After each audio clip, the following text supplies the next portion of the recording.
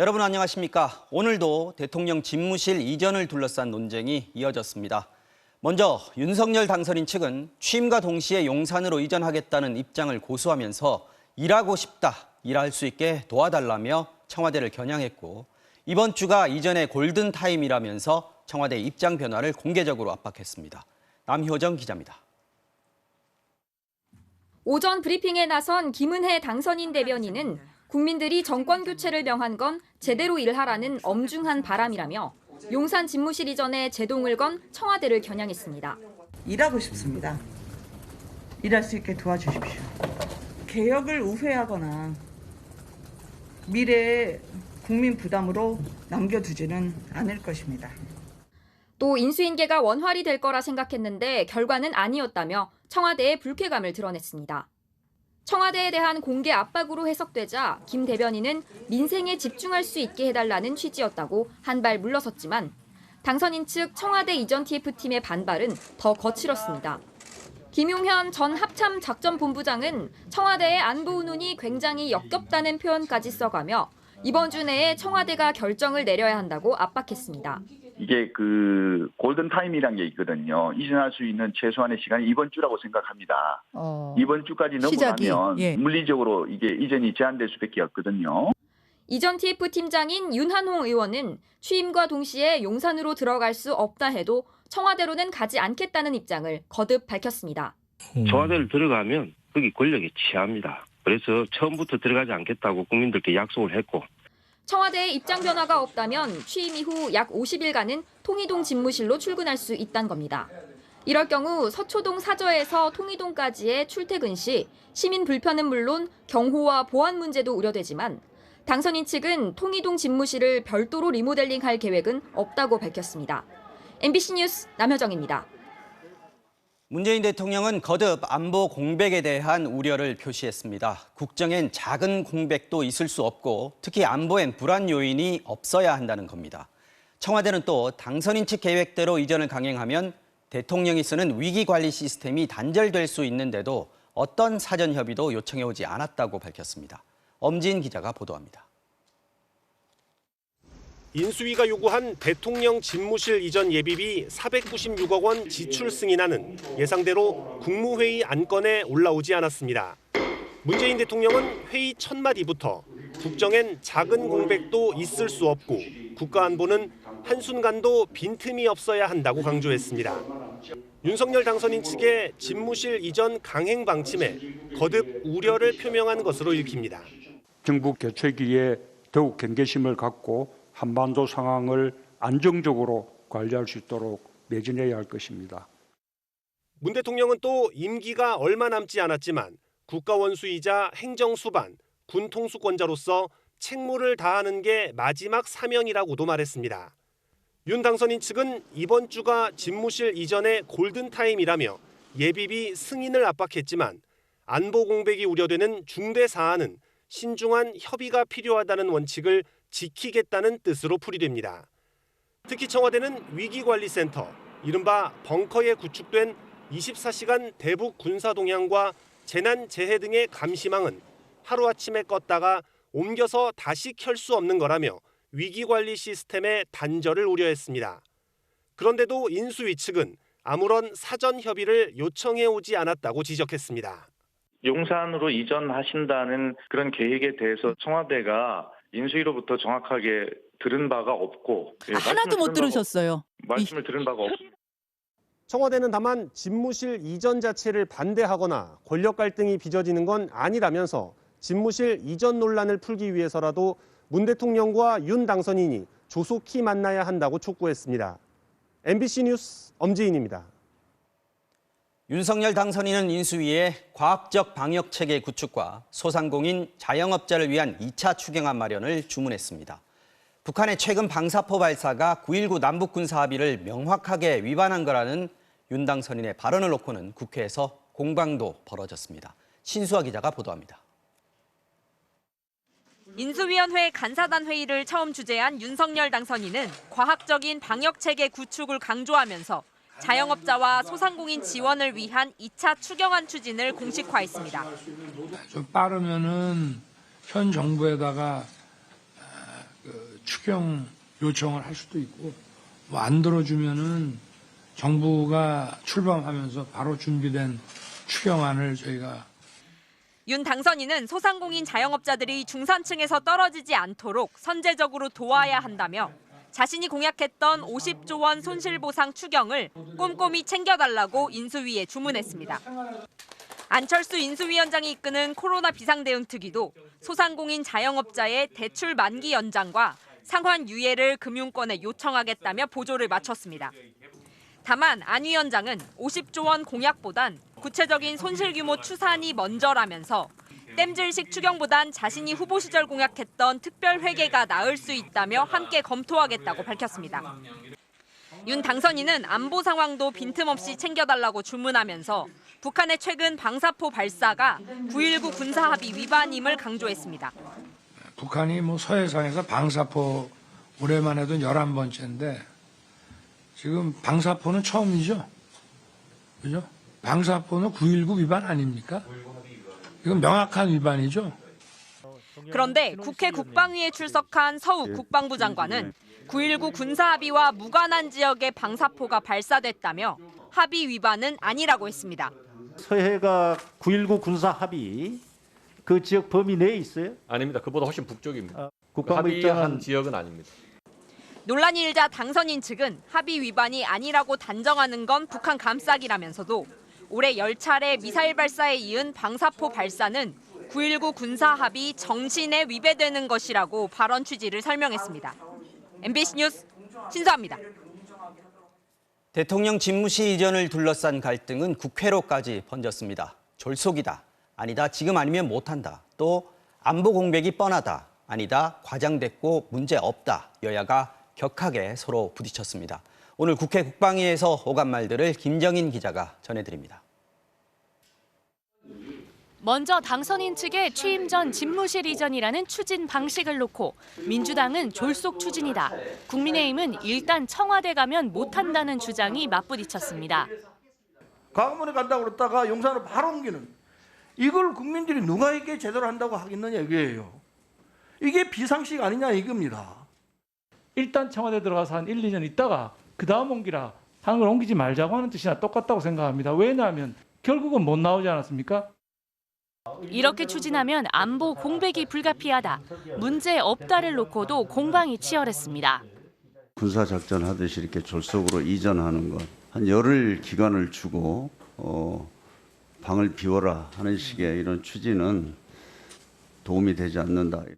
경내에서 이사하는데 만일 우리가 훈련 중에 도발했다. 아니 국방부 장관님부터 주요 지휘자들은 이삿짐 안 나르실 거니까 바로 빵카에 들어가시면 되고요. 민주당은 윤 당선인이 이전 계획을 발표할 때 국방부 지하 벙커 위치를 공개했다며 아마추어라고 비난했고 조감도 놓고 지하 벙커 위치가 어디에 있으며 지하 통로가 어떻게 구성돼 있으며 그런 얘기를 당선자가 했지요. 저는 기겁을 했습니다. 국민의힘은 북한 미사일 발사 땐 한 번 NSC에 참석했던 문 대통령이 집무실 이전을 논의하는 NSC에도 참석한 걸 도마에 올렸습니다. 북한의 미사일이 더 큰 안보 위협이지 청와대 국방부 이전이 용산 이전이 더 큰 안보 위협이라고 생각이 안 드는데 여야 지도부도 신구 권력 충돌에 가세했습니다. 국민의힘이 청와대 집무실 이전 제동을 두고 대선 불복으로 비칠 수밖에 없다고 하자 민주당은 도가 지나치다며 윤 당선인과 국민의힘이 취임 덕을 자초하고 있다고 반박했습니다. MBC 뉴스 김정인입니다. 오늘 국회 국방위에서 특히 여야 간 설전이 벌어진 대목이 있었습니다. 바로 대통령실 이전 비용이 대체 얼마나 드냐는 거였는데요. 정작 국방부는 얼마가 들 것 같다 선뜻 말을 못하고 있는데 MBC가 단독 입수한 국방부 내부 문건에 보면 국방부는 인수위가 밝힌 액수보다 이전 비용은 2배, 합참 건물을 새로 짓는 건설비는 3배가 더 드는 걸로 예상하고 있습니다. 정동훈 기자입니다. MBC가 입수한 내부 문건에 따르면 이전 비용은 긴급 이전과 재배치 2단계로 들어갑니다. 국방부와 합참을 옮기는 데 드는 1단계 긴급 이전 비용은 118억 원. 우선 배치를 위해 118억 원이 소요될 것으로 판단됩니다. 향후 통합 재배치를 위한 소요 자원 규모는 현재 검토 중입니다. 이후 국방부와 합참에 방을 빼준 6개 이상의 기관들이 연쇄 이동하는 2단계 통합 재배치 비용은 412억 원. 여기에 전용 지휘통신망을 옮겨 다시 설치하는 데에만 333억 원이 추가로 들어갑니다. 이렇게 국방부가 추산한 이전 비용은 모두 863억 원. 당초 인수위가 밝힌 이전 비용 370억 원의 2배가 넘습니다. 다음은 합참 신청사 건립 비용. 인수위는 합참 청사를 신축해 이전하는 비용이 1,200억 원이라고 했습니다. 하지만 국방부는 설계 공사비에만 4,200억 원, 3배 이상이 더 든다고 추산했습니다. 지원 부대와 관사 등에 대한 비용이 추가되면 액수는 여기에서 더 늘어납니다. 똑같은 시설이 똑같이 들어가는 모습으로 하면은 이제 당시에 지어졌던 건물보다 물가 상승률 같은 걸 고려해야 될 것이고요. 근무자들의 어떤 그 숙소라든가 이게 또 따라.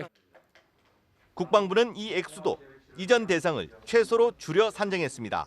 국방부 관계자는 청와대 위기관리센터와 경호처, 관저, 공원 조성 등의 예산은 여기에 포함되지 않았다고 설명했습니다. 집무실 주위로 대공 초소를 이전 배치하는 것도 불가피합니다. 인수위는 방어 시스템은 손댈 필요 없다고 주장했지만 군은 대공 초소 등 경호, 경비 부대를 재배치해야 한다는 입장입니다. 추가적인 대공 초소 설치는 필연적이라고 보는데 어떻게 생각하십니까? 이제 저기 경호 경비의 개념에 맞게 그 재배치 검토가 돼야 된다고 생각합니다. 이에 따라 군은 이미 기존 청와대 주변 10여 개의 방공 진지와 방공 무기들을 이전 배치하기 위해 용산 국방부 주변의 장소를 물색 중인 것으로 알려졌습니다. MBC 뉴스 정도훈입니다. 자, 청와대는 옮기는 건 좋지만 이렇게 급하게 하면 여러 가지 문제가 생긴다라고 하고 있고 당선인 측에선 하루라도 지금의 청와대에 들어가면 다시 나오기는 어려워진다라고 하는 상황. 아직은 접점을 찾지 못하고 있는데 코로나에 민생에 산적한 과제들이 많은데 지금 이렇게 흘러가는 시간이 안타깝기도 합니다. 이렇게까지 충돌하는 근본적인 이유 또 타협점은 어디서 찾아야 할지 한번 정리하고 가겠습니다. 정치팀 김민찬 기자 나와 있습니다. 어서 오십시오. 자, 일단 청와대가 지금 이전에 반대한다라고 한 건 아니란 말이죠. 청와대하고 문 대통령의 정확한 입장은 어떤 겁니까? 네, 청와대를 벗어나겠다는 이른바 탈청와대 공약은 과거 문재인 대통령도 했던 약속이라 취지 자체를 반대하는 것은 아닙니다. 네. 문제는 실행 시점입니다. 당선인 측은 5월 10일, 즉 임기 첫날부터 청와대를 국민께 돌려드리고 대통령은 다른 곳에서 직무하겠다 이렇게 강조하고 있습니다. 제왕적 대통령 문화 단절을 위해선 반드시 첫날부터 그래야 한다는 겁니다. 이 대목 들어보시겠습니다. 광화문 시대를 열겠다는 것은 두 번째 문제죠. 두 번째다? 나오겠다. 네. 제왕적 대통령 문화를 청산하겠다. 국민 속으로 들어오겠다는 것이 약속의 골격이고요. 반대로 청와대는 취지는 좋지만 50일 만에는 불가능하다 이렇게 맞서고 있습니다. 이전 비용이 얼마냐 이런 문제 말고도 더 중요한 안보 공백이 우려된다 이런 얘기를 하고 있는데요. 그리고 이 문제야말로는 정말로 포기할 수 없는 문제가 아니냐 이런 겁니다. 박수현 수석의 발언 들어보시겠습니다. 네. 5월 9일 자정까지는 문재인 대통령이 이 위기관리 시스템을 가지고 국가를 보유하고 국민의 생명과 안전을 지키는 일을 하는 것이 대통령의 의무 아니겠습니까?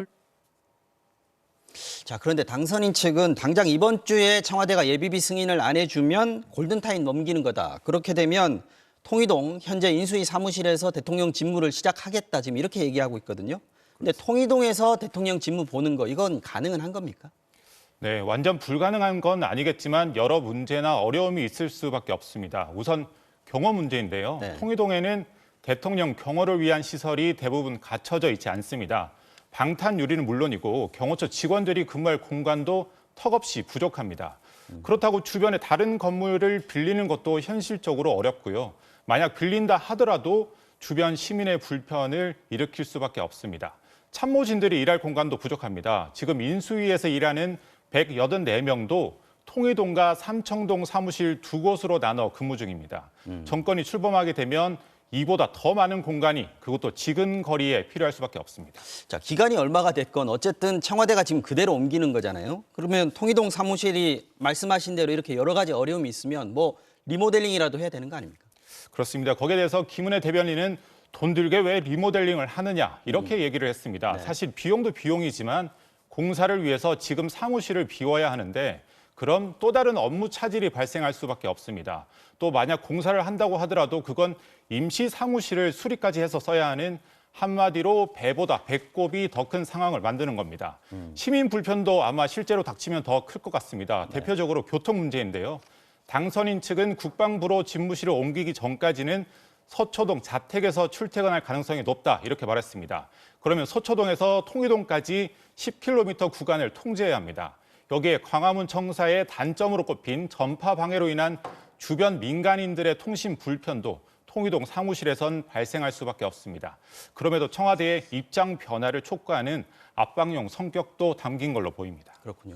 근데 어떻게든 접점을 찾으려면 지금 대통령하고 당선인이 일단은 만나야 되는 거 아니겠습니까? 지금 선거 끝난 지가 벌써 보름째예요. 지금 이사하는 문제만 사이에 쌓여있는 과제도 아니고 말이죠. 어떻게 될 것 같습니까? 네, 청와대를 개방해 국민과 소통하겠다는 취지가 현재로선 이사 문제로 변질된 양상입니다. 이런 상황이 계속되면 신구 권력 모두에게 부담이고 큰 손해일 겁니다. 당선인 측은 여론조사에서 이전에 동의하지 않는다는 응답이 더 많이 나온 게 부담이고 또 예비비 없이는 실무 준비를 할 수 없다는 것도 큰 문제일 겁니다. 반대로 청와대는 도와주지 않는다는 이른바 발목 잡기 프레임 공세가 고민일 수 있습니다. 결국 절충안을 반드시 만들어야 하는 건데 예컨대 집무실 이전 시점을 좀 늦추는 전제하에 예비비를 받아 준비를 시작한다거나 아니면 제3의 타협안을 고민해야 할 수도 있습니다. 당장 회동 일정조차 잡지 못하고 있지만 상황 악화를 막으려면 물밑 협상으로라도 접점을 찾아야 하는 겁니다. 네, 수고하셨습니다. 지금까지 정치팀 김민찬 기자였습니다.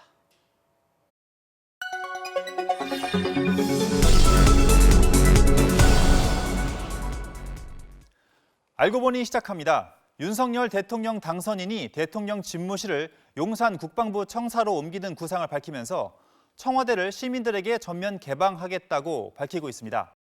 청와대는 임기 시작인 5월 10일에 개방하여 국민께 돌려드리겠습니다. 이렇게 개방 시점을 5월 10일 윤 당선인의 임기 시작 날 0시로 못 박았는데요. 그럼 그동안 전임, 후임 대통령이 청와대를 나가고 들어오는 과정은 어땠는지 확인해봤습니다. 고 전두환 씨와 고 노태우 씨는 대통령 임기 마지막 날까지 국무회의와 현충원 참배 등 공식 일정을 소화하면서 청와대에서 하루를 보냈습니다. 그리고 그 다음 날 오전 후임 대통령의 취임식에 참석하고 각각 사저로 돌아갔습니다. 이런 관행은 김영삼 전 대통령 때 바뀌었습니다. 임기 마지막 날까지 업무를 수행하다가 0시가 되기 전인 저녁에 사저로 향했습니다. 김대중 전 대통령도 마찬가지였습니다. 임기 마지막 날 귀가했다가 다음 날 신임 대통령 취임식에 참석했습니다. 국민 여러분, 노무현 대통령을 적극 지지해 주십시오. 고 노무현 전 대통령 때는 다시 임기를 마친 다음 날 청와대를 떠나게 됐습니다. 노 전 대통령의 사저가 서울이 아닌 경남 봉화마을에 마련됐기 때문입니다. 노 전 대통령은 임기 마지막 날 밤을 청와대에서 보내고 다음 날 오전 10시 반 후임 이명박 대통령 취임식에 참석한 뒤 봉화마을로 떠났습니다. 그런데 노 전 대통령 부부는 청와대 내부 공사를 위해 임기 마지막 날 직전 이틀 동안 청와대를 비우고 외부에서 지내기도 했습니다. 일종의 배려였던 셈입니다. 지난 5년간 수고하신 노무현 대통령께 여러분 박수로 한번 격려해 주시기 바랍니다. 박근혜 전 대통령의 경우는 특히 언제 청와대를 떠날까에 큰 관심이 쏠렸습니다. 박 전 대통령은 탄핵 결정이 나온 지 이틀 뒤에 청와대를 떠났고 후임인 문재인 대통령은 약 2달 뒤에 들어와 통상적인 경우와는 거리가 있었습니다. 윤 당선인 측의 선언대로 5월 10일 0시부터 완전 개방을 하려면 일단 문재인 대통령이 그 전에 청와대를 떠나야 합니다. 그래서 임기 만료 전에 시체말로 방을 빼라는 거냐 하는 질문이 나왔는데요. 답변 들어보실까요? 저희는 무서운 세입자가 아닙니다. 그래서 5월 10일 0시라고 말씀을 드리는 것은 그날부로 윤석열 당선인이 대통령으로서 공식적인 업무를 시작하는 날이기 때문에 그러한 상징성을 갖고 저희가 책임감 있게 국민과의 약속을 지키겠다라는 것을 말씀드린 겁니다. 주무시는 분을 저희가 어떻게 나가라고 합니까? 전직 대통령들의 사례로 비추어 볼 때 청와대에 들어오고 나가는 건 단지 임기가 시작되고 끝나는 시간상의 문제일 뿐 아니라 당시 정치적 상황, 또 차기 정부와의 관계를 반영하는 결정적 장면이 되기도 했습니다. 2022년 5월 10일 0시. 이 시간은 어떤 장면으로 역사에 남게 될까요? 알고 보니였습니다. 자, 이어서 코로나19 소식 전해드리겠습니다. 국내 코로나19 누적 확진자 수가 990만 명대를 기록했습니다. 공식 발표는 내일이지만 이미 사실상 1,000만 명을 넘어섰습니다. 자, 그러니까 우리 국민 5명 중에 1명이 코로나에 걸린 셈인데요. 첫 환자가 발생한 이후에 누적 확진자가 100만 명에 이르기까지 걸린 시간은 748일. 100만 명을 넘어선 시점부터는 확진자가 급격하게 불어나면서 불과 한 달 반 만에 무려 900만 명이 추가로 감염이 됐습니다. 자, 이제 정점이 지났다고 볼 수 있는 건지, 조만간 유행이 누그러지는 건지 많이들 궁금하실 텐데요. 정부는 아직까지는 조금 더 지켜봐야 한다는 입장입니다. 박윤수 기자가 전해드리겠습니다. 오늘 0시 기준 코로나19 신규 확진자는 35만 3천여 명, 누적 확진자는 993만여 명입니다. 오후 6시까지 33만 7천여 명의 확진자가 나와 누적 확진자는 사실상 1,000만 명을 이미 넘어섰습니다. 코로나 발생 2년 2개월 만에 인구의 약 20%, 5명 중 1명이 감염을 경험한 겁니다. 지난 1월 미국과 영국은 인구의 20%, 프랑스는 26%의 국민이 확진된 뒤 오미크론 유행이 정점을 찍고 감소세로 돌아섰습니다. 우리도 곧 유행이 누그러질 수 있다는 전망이 나옵니다. 숨은 감염자를 고려하면 실제 감염자는 2배인 40% 정도로 추정되고, 이는 추가 감염 대상자가 줄어든다는 뜻이어서 유행의 정점이 임박했다는 분석입니다. 1,000만 명 정도가 확진되었다라는 의미는 이 1,000만 명 정도가 감염되었다라는 의미이기도 하거든요.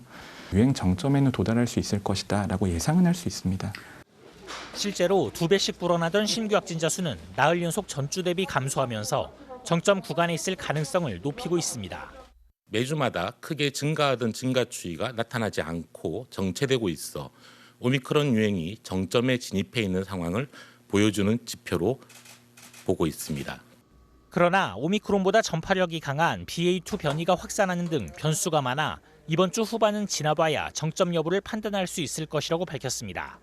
20%를 절대적인 기준으로 판단할 근거는 없다라고 보고 있고요. 감소세가 이 완만할지 급격할지 등에 대해서는 여러 가지 복합적으로 좀 판단해야 되기 때문에 현재로서는 예측은 쉽지 않은 상태입니다.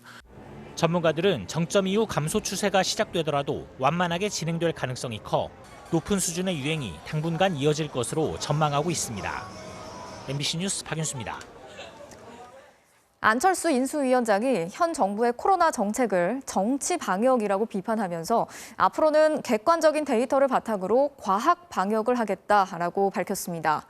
이제 대표적인 사례로 든 게 코로나 항체 양성률을 조사하겠다. 그리고 재택 치료 대신에 동네 의원에서 대면 치료를 추진하겠다. 이런 것들인데요. 정작 이 두 가지 모두 이미 시행이 되고 있거나 지금 정부의 기조와 비슷한 것들이어서 논란이 예상되고 있습니다. 이준범 기자가 취재했습니다. 코로나 비상대응특위위원장인 안철수 인수위원장은 정부 방역 정책을 정치 방역으로 비판했습니다. 그러면서 새 정부는 과학 방역을 하겠다고 차별화를 시도했습니다. 여론에 따른 정책 결정이었다. 그래서 여러 가지 실수가 나왔다는 분석입니다. 이것을 과학 방역, 즉 객관적 자료에 근거한 정책 결정을 하겠다. 과학 방역을 위해 제시한 건 코로나 항체 양성률에 대한 정기 조사입니다. 여론조사식으로 샘플링하는 거죠. 그래서 항체 양성률을 정기적으로 조사하면 그 연령대별 그리고 또 각 지역별로 정확한 방역 정책을 세울 수가 있습니다. 그래서 과학적인 방역 대책이 가능하다는. 하지만 정부는 분기마다 시행하는 국민 건강 영양 조사를 통해 코로나 항체 보유율을 조사하고 있습니다. 안 위원장이 전 국민 대상이 아닌 샘플링 방식이라고 언급한 만큼 지역과 연령별로 대상을 뽑는 기존 조사와 사실상 같은 겁니다. 지난 1월 발표된 21년 3분기 조사에서 1,482명을 분석한 결과 전체 항체 보유율은 67.1%였고 자연 감염으로 인한 보유율은 0.54%로 나타났습니다. 재택 치료 대신 동네 의원에서 대면 치료를 추진하겠다는 안 위원장의 말도 일상 회복에 따라 코로나 치료 체계를 동네 병원 중심으로 바꿔나가겠다는 정부 기조와 비슷합니다.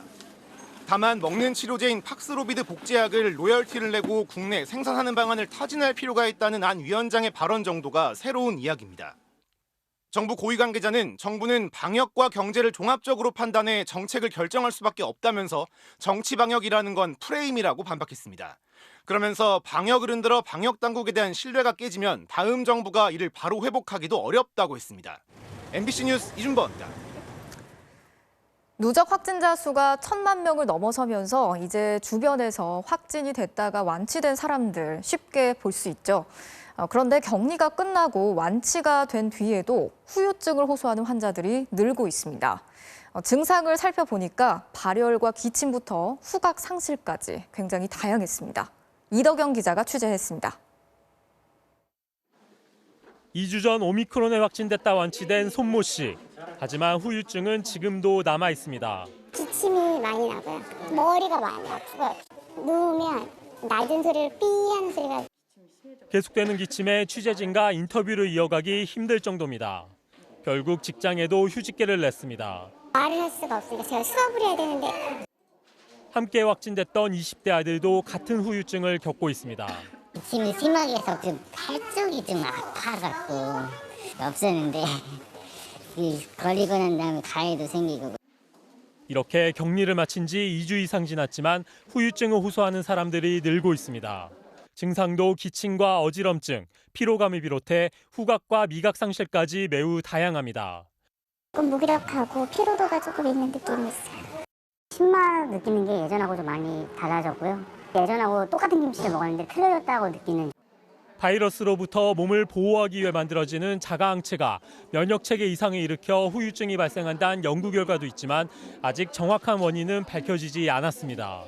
다만 나이와 기저질환 여부 등에 따라 증상과 정도가 달라지는 걸로 알려져 있습니다. 비만이라든지 흡연 그리고 이제 당뇨가 있으신 분들한테 심한 후유증이 많이 나타난다고 하고요. 전문가들은 가장 흔한 증상인 기침과 호흡곤란은 시간이 가면 대부분 자연스럽게 사라진다고 설명했습니다. 그러나 폐렴 등 중증 질환으로 진행되는 경우도 있습니다. 따라서 심하게 숨이 차거나 고열이 3일 이상 지속되는 후유증이 생겼다면 검사를 받아보는 게 좋다고 조언했습니다. MBC 뉴스 이덕영입니다. 우크라이나를 침공한 러시아가 시위대를 향해서 발포를 하는 등 민간인을 상대로 한 공격의 수위를 점점 더 높이고 있습니다. 그만큼 사상자도 계속해서 늘고 있는데요. 이런 가운데 미국 바이든 대통령이 푸틴이 생화학 무기를 사용하는 걸 고려하는 명확한 징후가 있다면서 사용 가능성에 대해서 경고하고 나섰습니다. 김경호 기자가 전해드리겠습니다. 러시아가 장악한 우크라이나 남부 도시 헤르손. 평화롭게 걷고 있는 시위대 사이로 갑자기 폭탄이 떨어집니다. 연이어 큰 폭음과 함께 총을 쏘는 소리가 들리고 시민들 사이로 연기가 피어오릅니다. 우크라이나군은 러시아군이 시위대를 향해 섬광 수류탄을 던지고 총을 쏴 최소 1명이 부상했다고 밝혔습니다. 수도 키이우에선 민간인 거주 지역에 폭격이 가해져 대형 쇼핑센터가 완전히 허물어졌습니다. 쇼핑센터에서만 최소 8명이 숨졌고 잔해 속에 20명 이상이 매몰돼 있는 것으로 전해졌습니다.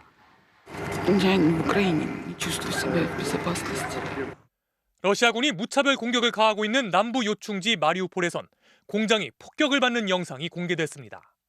마리우폴은 3주째 러시아에 포위된 채 집중 폭격이 가해지면서 주민 30만 명이 물과 음식이 떨어진 채 고립돼 있는 것으로 알려졌습니다. 마리우폴의 한 시의원은 BBC와의 인터뷰에서 러시아가 민간인들을 굶겨서 도시를 굴복시키려 한다고 말했습니다. 우크라이나 국방부는 러시아군이 이렇게 민간인을 향한 공격을 계속하면서 학교 400곳과 병원 110곳 이상이 파괴됐고 어린이 150명이 숨졌다고 밝혔습니다. 미국 국방부는 러시아군이 전쟁 범죄를 저지르고 있다며 이와 관련한 증거 수집을 지원하고 있다고 밝혔습니다. 바이든 미국 대통령은 궁지에 몰린 푸틴이 생화학 무기 사용까지 고려하고 있다고 주장했습니다. They're also suggesting that Ukraine has biological and chemical weapons in Ukraine. that's a clear sign he's considering using both of those. 젤렌스키 우크라이나 대통령은 푸틴과 어떤 형태로든 만나야 한다며 양국 정상의談判 필요성을 다시 한번 강조했습니다. MBC 뉴스 김경호입니다. 해병대 현역 병사가 휴가 기간 중에 해외로 무단 출국을 한 사실이 확인됐습니다. 폴란드를 거쳐서 현재 전쟁이 벌어지고 있는 우크라이나로 향하는 것으로 알려졌는데요. 군 당국은 일단 해당 병사의 신병을 안전하게 확보하는 데 주력하고 있습니다. 이 소식은 홍익표 기자가 취재했습니다. 해병대 소속 병사 A씨는 어제 인천공항을 통해 폴란드로 출국했습니다. 이날은 A씨의 휴가 복귀일이었습니다. 돌아와야 할 병사가 자취를 감추자 군 당국이 행방 파악에 나섰고 해외로 무단 출국한 사실이 드러났습니다. 군 당국에 따르면 A씨는 폴란드에 입국한 뒤 우크라이나 국경을 넘은 걸로 알려졌습니다. 한 국내 언론과의 통화에서 A씨는 민간인들이 계속 죽어가는 상황에 군인으로서 가만히 보고 있을 수만은 없었다고 말한 걸로 전해졌습니다. 사전에 국외 여행을 허가받지 않았던 만큼 이번 사례는 군무이탈, 탈영에 해당합니다.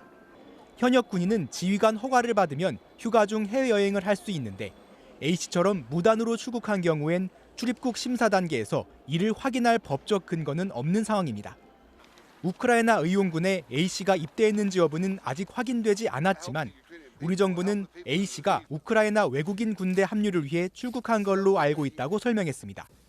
현역 군인인 만큼 의용군 입대나 전투 참가 모두 국제적인 문제로 번질 우려도 있다는 의견이 나옵니다. 현역병이 탈영을 해가지고 자기 의사에 따라서 마음대로 위험 지역에 출국을 해가지고 전투에 참여를 할 수 있게 되면은 외교적인 부분도 간과를 못할 것 같습니다. 우리 관계 당국은 아직 A씨의 신병을 확보하진 못한 걸로 파악됐습니다. 군 관계자는 군무이탈 사실을 확인하고 A씨가 자진 귀국하도록 가족 등을 통해 연락을 시도하고 있다고 전했습니다. 군사경찰은 외교부 등 관계기관과 협조해 우선 A씨의 신병을 안전하게 확보한 뒤 출국 경위 등을 조사할 예정입니다. MBC 뉴스 홍익표입니다. 이렇게 전쟁이 한 달 가까이 이어지면서 우크라이나 국경을 넘은 피난민들이 330만 명을 넘어섰습니다. 피난민이 가장 많이 체류하고 있는 폴란드에는 우리나라를 비롯해서 전 세계에서 자원봉사자들이 모여들고 있는데요. 먼 이국 땅에서 따뜻한 온기를 나누고 있는 우리 한국인 봉사자들의 소식을 조희원 기자가 전해왔습니다. 폴란드 국경도시 르블린의 한 건물. IT 업체 사무실이던 곳을 30명의 우크라이나 피난민들이 임시 숙소로 쓰고 있습니다. 12살 첫째부터 갓 돌을 지난 막내까지 모두 8명의 자녀를 데리고 국경을 넘은 안드레이 씨. 정든 고향을 떠난다는 생각에 발길이 떨어지지 않았습니다. Очень не хотелось выезжать. Я прошел 2 границы и хотел разворачиваться. 수도 키이우에 살던 나타샤 씨는 바로 옆마을에 폭탄이 떨어지자 2주 전 국경을 넘었습니다. 남아서 우크라이나를 지키겠다는 남편과는 생이별을 했습니다. 쉼터에서 자원봉사를 하며 우크라이나로 돌아갈 날을 기다리고 있습니다. А вторая причина, что я здесь могу волонтером работать. помогать Украине здесь. 한국 자원봉사단체는 이곳을 포함해 폴란드 르블린에서 모두 4곳의 쉼터를 운영하고 있습니다. 현재 90여 명의 피난민들이 머무르고 있는데 이들에게 음식과 생활 필수품을 제공하고 일자리도 알아봐주고 있습니다. 갈 때가 정해지면 다른 곳으로, 그렇지 않으면 여기에서 있으면서 일을 찾거나 정착을 준비하는 그런 과정인 것 같습니다. 여성과 아이들이 대부분인 피난민들을 위해 다양한 프로그램도 계획 중입니다. 이분들이 이제 편안히 쉬실 수 있는 쉘터가 필요해요. 아이들을 위한 돌봄 서비스나 심리적 안정을 위한 프로그램이 추가적으로 필요하고 어느 날 갑자기 일상을 송두리째 잃어버린 우크라이나 피난민들. 관심과 도움의 손길이 간절한 상황입니다. 한국에서도 이렇게 동참할 수 있는 여러 가지 방법들이 있거든요. 그래서 같이 하나된 마음으로 우크라이나를 위해서 행동을 해주셨으면 좋겠습니다. 폴란드 르블린에서 MBC 뉴스 조희원입니다. 이번 주에 대형 금융지주사들의 주주총회가 줄줄이 예정돼 있는데 그중에서도 가장 관심을 끄는 건 10년 만에 회장이 바뀌는 하나금융지주입니다. 하나금융은 함영주 부회장을 회장으로 내정하고 오는 금요일 주총에서 선임하려고 하고 있습니다. 그런데 한 부회장은 채용비리 책임자로 재판을 받고 있고 펀드 부실 판매로 금융당국으로부터 임원 결격 사유에 해당하는 징계를 받은 인물입니다. 비판이 일고 있습니다. 먼저 김세로 기자입니다. 지난 11일 서울 서부지방법원. 채용비리로 기소된 함영주 하나금융 부회장이 1심에서 무죄 판결을 받았습니다. 이미 차기 회장으로 내정된 한 부회장이 가슴을 쓸어내릴 판결이었습니다. 재판 결과를 저희 소중한 주주님들께 더 상세하게 보고도 드리고 설명도 드려서 앞으로 주총을 무난히 이렇게 이끌어갈 수 있도록. 2016년 터져나온 시중은행들의 채용비리 사건. 검찰 수사 결과 하나은행 지원자의 이름 옆에 한자로 장이라는 글자가 쓰인 서류가 나왔습니다. 장은 함영주 당시 하나은행장을 뜻합니다.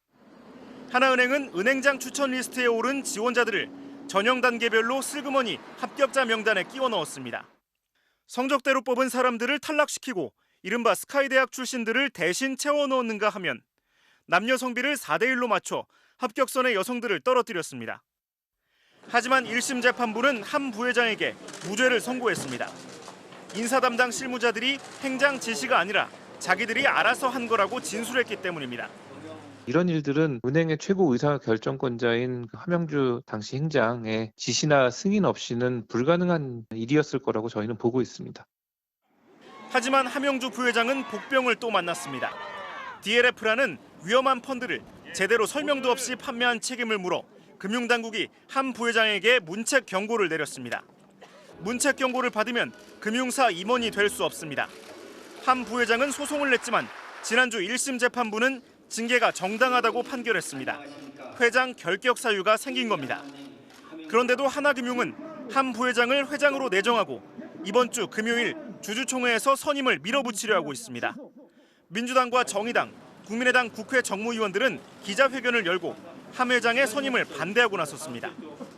함영주 부회장은 스스로 결자 해지해야 합니다. 감독당국의 중징계를 받은 임원이 지주회사의 회장 후보로 거론되는 것만으로도 하나금융그룹과 우리나라 금융산업 전반에 커다란 부담으로 작용할 것입니다. 하나금융 지분 9%를 가진 최대 주주 국민연금은 주총 전날인 24일 수탁자위원회를 열어 반대표를 던질지 결정할 예정입니다. MBC 뉴스 김세로입니다.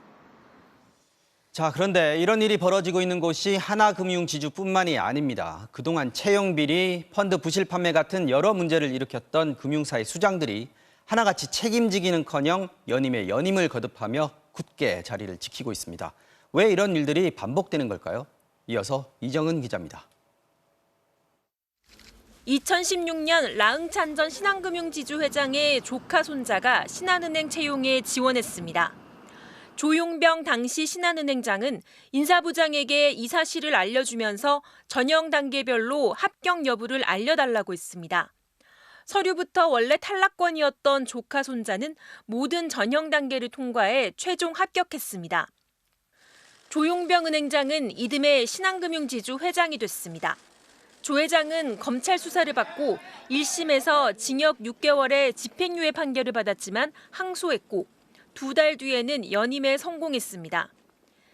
2심 재판부는 인사부장에게 얘기했다고 합격시키라는 뜻으로 볼 수는 없다며 무죄로 판결했고 사건은 대법원까지 가 있습니다. 계속 재판을 받고 있는 동안에도 조 회장은 5년째 회장 자리를 지키고 있습니다. 금융지주 회장의 권력이 황제 권력으로 되다 보니까 저희들이 보기에는 재벌을 이제 뛰어넘었다 이렇게 보이는 거죠. 최소한 재벌들은 법원에서 기소가 되면 대국민 사과를 발표하고 1조 원대 사기 펀드였던 옵티머스 펀드를 가장 많이 판매한 NH투자증권. 수많은 피해자들이 나왔지만 정영채 대표는 내일 열리는 주주총회에서 3년임을 앞두고 있습니다. 라인펀드 부실 판매로 문책 경고 최종 의결 절차를 남겨둔 KB증권 박정림 대표도 작년 말 연임에 성공했습니다. 법적으로 문책 경고를 받으면 3년 동안 금융사 임원이 될 수 없지만 최종 의결이 아직 안 됐다는 이유로 금융사들은 연임을 밀어붙였습니다. 법적으로는 문제가 없다 해도 이사회 역시 견제 기능을 전혀 하지 못했습니다. 현행 이사회가 CEO의 혹은 회장님과의 거수기 역할을 주로 해왔고 감시나 견제를 제대로 하고 있느냐 그걸 제대로 못하고 있기 때문에 금융지주 회장들이 인사권을 무기로 금융사들을 쥐고 흔들지만 정작 책임은 지지 않습니다. 견제나 감시도 거의 없습니다. 그래서 세계 최대 의결권 자문사인 ISS는 최근 주주들에게 하명주 하나금융지주 회장의 선임에 반대표를 던지라는 의견을 냈습니다. 또 경영진을 제대로 감시하거나 견제하지 못했다며 하나, 우리, 신한금융지주의 사회이사들에 대한 재선임도 반대하라고 권고했습니다. MBC 뉴스 이정은입니다. 가습기 살균제의 독성이 확인되면서 피해자들이 고통을 호소하고 나선 게 지난 2011년입니다. 어느덧 11년이 지났는데도 수천 명의 피해자 대부분은 여전히 제대로 된 보상을 받지 못했습니다. 작년 10월에야 조정위원회가 출범했고 이제 피해를 보상할 방안을 거의 만들었는데 어쩐 일인지 피해자들은 거리에 나서 삭발을 하며 울분을 토하고 있습니다. 왜 그러는 건지 손구민 기자가 들어봤습니다. 초등학교 6학년생 딸은 집에 오자마자 약부터 찾습니다. 20번 넘게 폐렴을 앓았습니다. 30번 이상 폐렴에 걸린 1살 위 오빠는 최근 백혈병 의심 증상까지 나타났고 40대 엄마까지 폐렴을 달고 삽니다. 먹는 약도 먹고 남은 약을 제가 이렇게 분리를 해가지고 다 호흡기 관련된 11년 전 연년생 아이를 얻게 된 뒤 아이들의 건강을 챙기겠다며 가습기 살균제를 썼던 게 비극이 됐습니다. 최 씨 가족처럼 가습기 살균제의 피해를 호소하는 이들은 모두 7천여 명. 10년이 넘도록 제조 유통사들로부터 제대로 된 보상을 받지 못했습니다. 올해 2월 기업들이 참여한 조정위원회가 드디어 조정안을 제시했습니다. 기준은 피해 정도와 나이. 그런데 나이 기준이 살균제에 노출된 때가 아니라 지금 나이입니다. 47살 엄마의 보상금은 약 6천만 원 정도. 병을 앓기 시작한 11년 전 나이로 계산하면 1억 원 이상, 2배 가까이 차이가 납니다. 병으로 인한 고통을 보상해주는 건데 지금까지 11년 동안 겪은 고통은 쏙 빼고 현재 이후 미래의 고통만 보상하는 셈입니다. 집도 담보 뭐 이런 거 하고 그러다 보면은 빚이 계속 이자 갚고 뭐 월급쟁이 생활들이 뭐 거의 그렇잖아요. 아이들 역시 폐 질환을 앓기 시작한 2살, 3살이 아니라 13살, 14살 기준으로 보상금을 책정해 액수가 크게 줄어듭니다. 조정위 앞 거리에서 무릎을 꿇고 삭발을 하는 박수진 씨. 박 씨의 24살과 22살 아들 역시 폐 질환을 앓던 10대 학생 시절 고통은 전혀 보상받지 못하게 됩니다. 피해자들의 의견을 수렴해서 기업들에게 전달해서 잘 조정이 될 수 있도록 보상의 또 다른 기준인 피해 정도, 즉 건강 상태도 문제입니다. 조정위는 2019년 건강 상태를 기준으로 보상 금액을 따지기로 했는데 피해자들이 병을 앓은 지 무려 8년이 지난 시점입니다. 8년 동안 치료를 받고 증상이 개선된 피해자들은 그동안 치료에 들인 비용과 노력을 전혀 보상 못 받는 겁니다. 태어나서 여태까지 산에 한 번도 못 가봤어요. 수영도 못 해요. 왜냐하면 숨을 몇 번 쉬어야 되기 때문에. 실제로 폐 이식까지 받은 피해자조차 최고 등급인 초고도로 인정받지 못했습니다. 피해자들은 평생 병원에 다녀야 하는데 이 보상한 대로라면 치료비조차 해결되지 않는다고 호소합니다.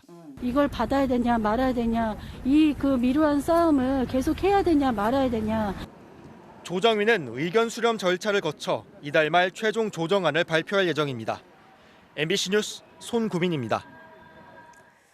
인천의 한 골목에서 주차된 차량 수십 대가 날카로운 물체에 긁혔다는 신고가 잇따랐습니다. 문짝이며 트렁크며 이렇게 날카롭게 긁힌 자국이 선명하게 남았는데요.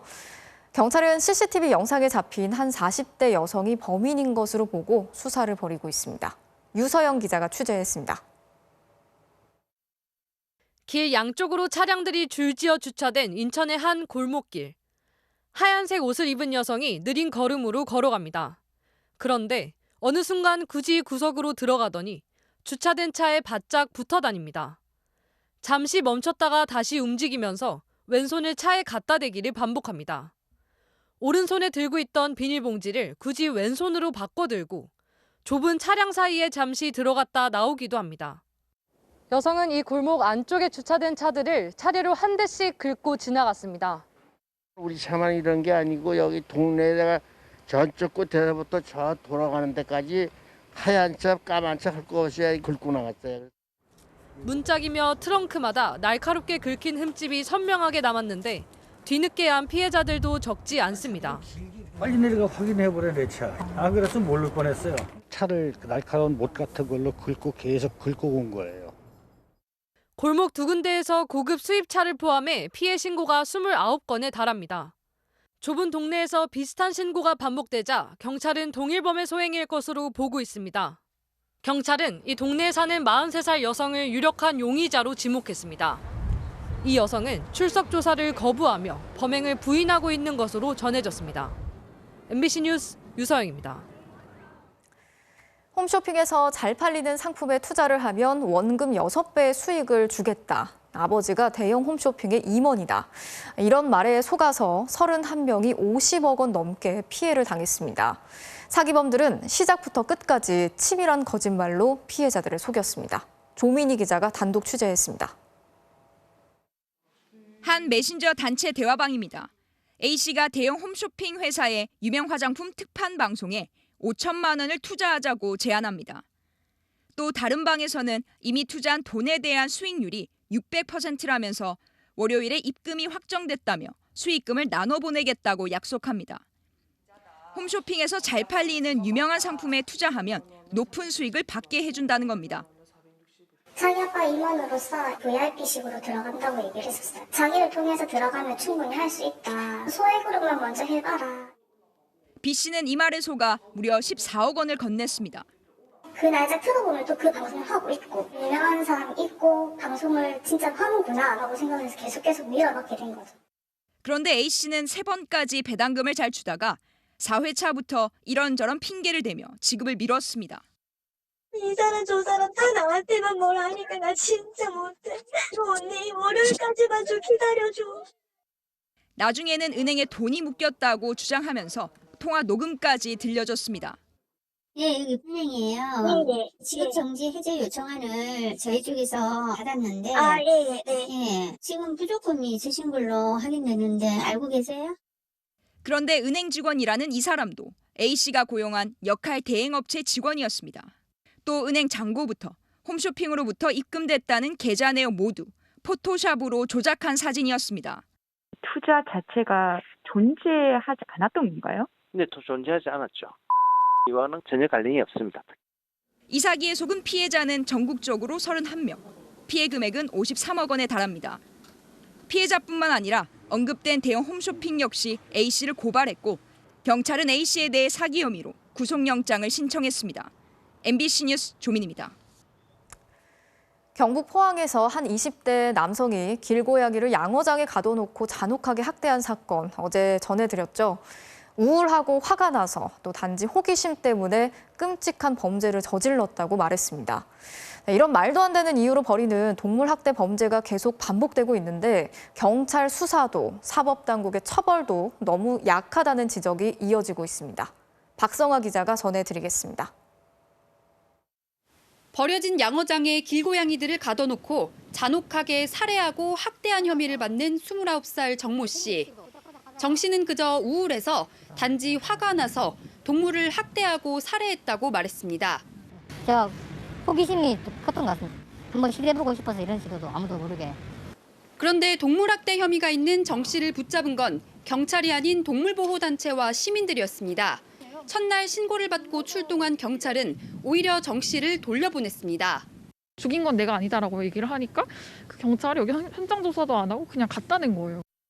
지난해 개정된 동물대상범죄 수사 매뉴얼에는 증거 수집과 부검의뢰, 지자체 공조와 같은 구체적 사항을 명시하고 있지만 현장에선 지켜지지 않고 있습니다. 일선에서 그걸 다 인지할 수 있도록 해야 되는데 매뉴얼만 가지고 있고 이후에는 구체화되지 않는 이런 것이 제일 우려가 되는 거죠. 사법부의 판결 역시 날로 증가하는 동물학대 범죄를 막기엔 역부족입니다. 지난 2010년부터 10년 동안 동물보호법 위반으로 검거된 사람은 모두 3,300여 명. 이 가운데 재판에 넘겨진 건 10%도 안 되는데 이마저도 실형이 선고된 건 10명에 불과합니다. 문헌상의 처벌량은 선진국에 뒤지지 않아요. 징역 3년 3천만 원 이하의 벌금이거든요. 그런데 실제로 판결이 그렇게 나고 있지를 않아요. 동물학대에 대한 미온적인 대처가 반복되는 사이 동물학대 범죄는 빠르게 늘어 최근 10년 동안 10배 넘게 늘었습니다. MBC 뉴스 박성아입니다. 댐이나 하천 관리 부실로 큰 홍수가 나서 피해를 입어도 배상을 받을 수 없는 사람들이 있습니다. 바로 홍수관리구역이나 하천구역에 사는 사람들인데요. 홍수 피해가 예상되는 곳에 살았기 때문에 국가가 배상할 의무가 없다는 겁니다.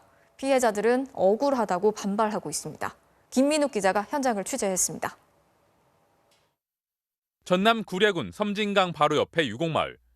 지난 2020년 8월 기록적인 폭우로 인해 섬진강댐이 방류를 하자 물에 잠겼습니다.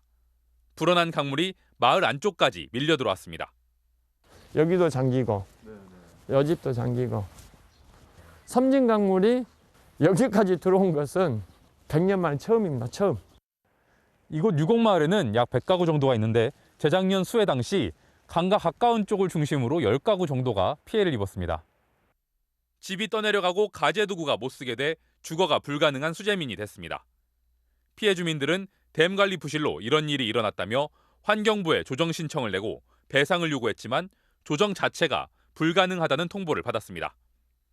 유곡마을이 평소 침수가 예상되는 홍수관리구역 안에 있다는 게 이유였습니다.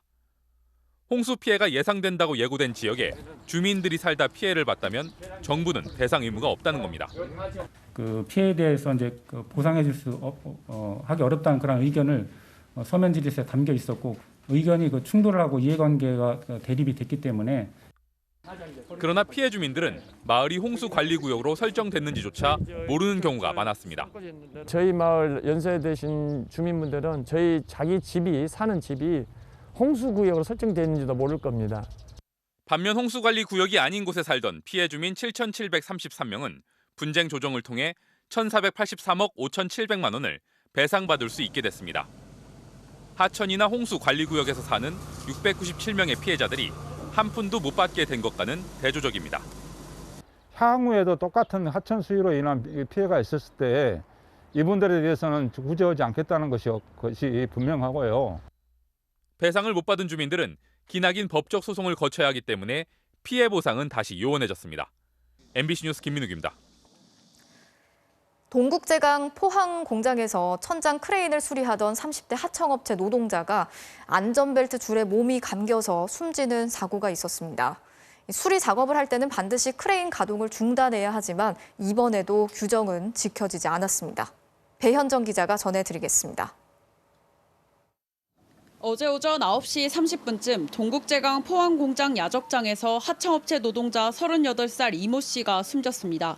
20m 높이에 있는 천장 크레인을 수리하기 위해 도르래에 안전고리를 걸었는데 크레인이 갑자기 작동하면서 안전벨트 줄이 몸에 감긴 겁니다. 올라가서 확인해 본 결과 크레인 옆에 요구조자가 누워 있었고 의식과 맥박, 호흡이 없는 상태여 심정지 상태였습니다. 만일의 사고를 막기 위해 수리 작업 전에 설비 가동을 모두 중지했어야 하지만 이 원칙은 지켜지지 않았습니다.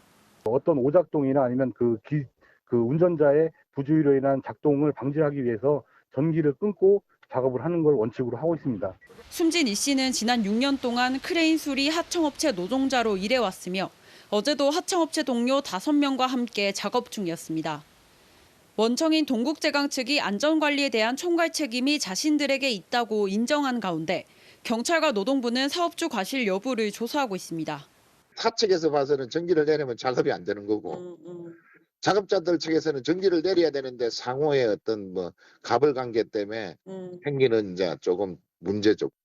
중대재해처벌법 적용 대상인 동국제강에서는 지난 8년간 5명의 노동자가 숨졌습니다. 지난해 2월에도 50대 노동자가 철강 코일에 끼어 사망하는 사고가 나자 사측은 대대적인 안전 분야 투자 확대를 약속했지만 반복되는 산재를 막지는 못했습니다. MBC 뉴스 배현정입니다. 불이 났을 때 소방차가 화재 현장에 도착해야 하는 골든타임은 7분이라고 하는데요. 법이 개정이 돼서 출동하는 소방차에 길을 터주는 게 의무가 됐지만 여전히 꿈쩍하지 않는 차들도 많습니다. 이런 차량들 때문에 10번 중에 4번은 골든타임을 지키지 못하는 것으로 나타났습니다. 양정은 기자가 취재했습니다. 지난달 23일 전남 목포 상동의 한 편도 2차선 도로. 다급한 소방차가 사이렌을 울리며 진입하지만 줄지어 선 차량들은 비켜주지 않습니다. 경적을 울려도 요지부동. 결국 소방차는 중앙선을 넘어 역주행을 해 빠져나가야 했습니다. 그 크락션까지 막 빵빵빵빵 울렸는데도 불구하고 뭐 꼼짝도 안 하고 있더라고요. 좀 많이 안타깝더라고요. 목포 소방서가 실시한 소방차 길터주기 모의 훈련. 시민들의 소방차 길터주기 수준은 어느 정도일까요? 소방차에 한번 탑승해봤습니다. 소방차가 이동 중에 길을 비켜달라는 방송을 합니다. 화재 출동 중입니다. 운행 중인 차량은 피항 또는 갓길 정차 부탁드리겠습니다. 하지만 요란한 사이렌 소리에도 소방차가 경적을 울려도 차량들은 꿈쩍을 하지 않습니다. 불법 주정차된 차량들도 소방차 운행에 걸림돌이 되고 있습니다. 좁은 도로에서 소방차는 아슬아슬하게 피해가야 해 속도를 낼 수도 없습니다. 소방차가 화재 현장에 도착해야 하는 골든타임은 7분. 지난해 골든타임 도착률은 전국 평균 65.93%에 머물고 있습니다. 특히 전남은 59.2%로 지리적으로 먼 섬마을이 많다는 점을 감안해도 10건 가운데 4건은 골든타임을 놓친 셈입니다. 현장 도착에 1, 2분의 차이가 화재를 줄이는 데 엄청난 도움을 줄 수 있습니다. 바로 저희 옆 사람의 생명을 지키는 일입니다. 소방청은 지난 2018년부터 시행되는 소방기본법에 따라 소방차 길터주기를 위반할 경우 200만 원 이하의 과태료가 부과될 수 있다며 시민들의 협조를 당부했습니다. MBC 뉴스 양정은입니다. 본사 신재웅 기자가 단독 보도한 공군 성폭력 사망 은폐 사건이 제24회 국제 엠네스티 언론상을 받았습니다. 국제 엠네스티 측은 고 이해람 중사의 죽음을 둘러싼 진상을 끈질기게 취재해서 군 내부의 성추행과 은폐라는 구조적 문제를 직시하고 제도를 개선하는 계기가 됐다면서 수상 이유를 밝혔습니다.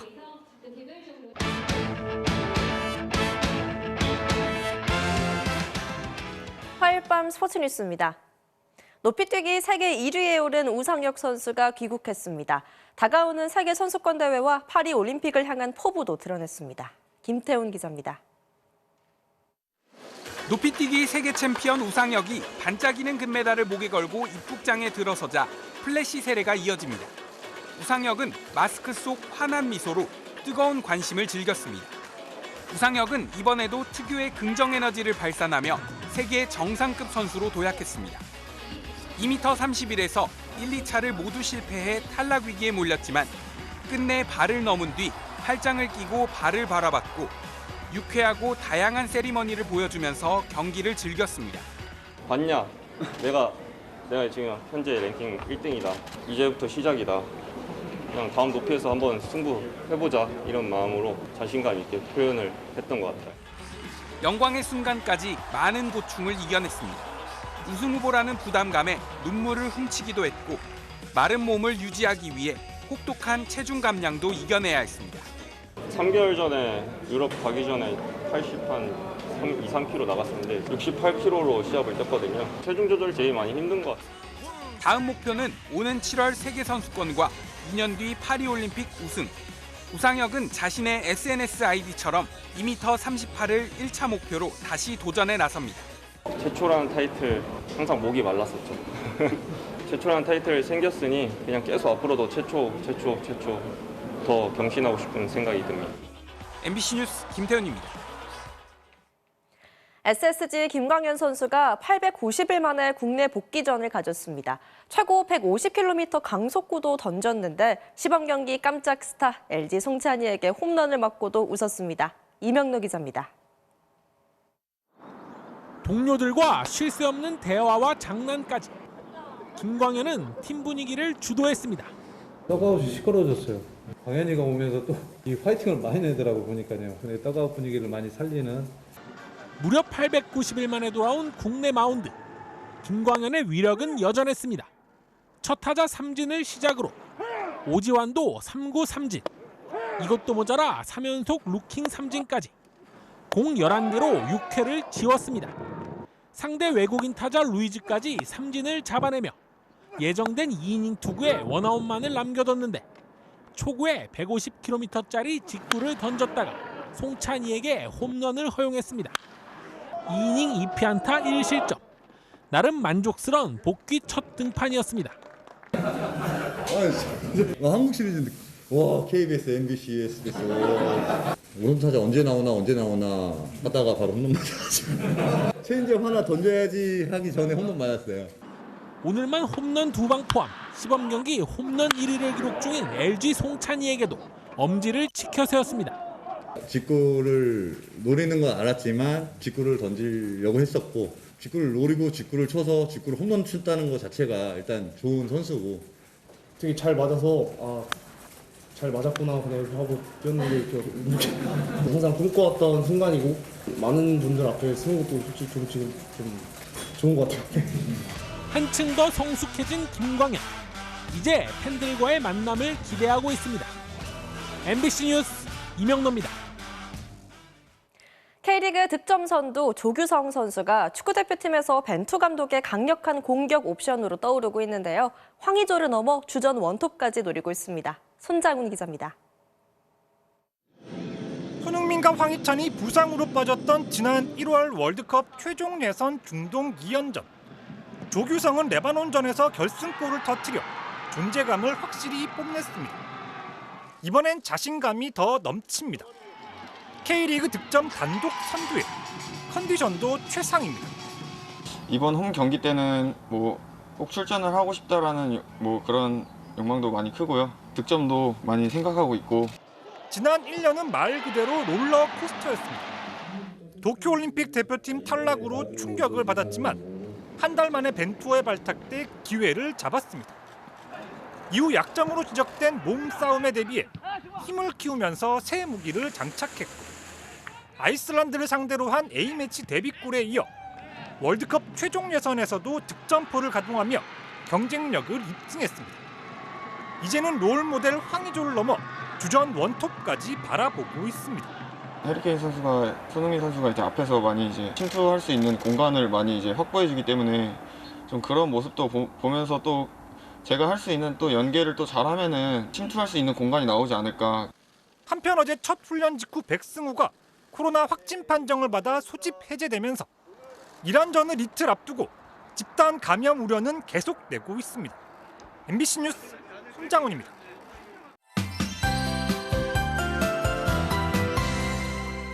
환절기 건강관리는 잘하고 계신지요? 내일은 온종일 구름이 끼면서 따스한 봄볕을 가리겠습니다. 또 미세먼지 농도가 높아질 텐데요. 서울을 비롯한 서쪽 지방에서 공기가 탁해지겠고요. 경기 북부와 동부, 강원 내륙과 산지, 그리고 남부 내륙 산지를 중심으로는 빗방울이 떨어지거나 눈이 날리겠습니다. 그래도 꽃샘추위는 점차 물러가고 있습니다.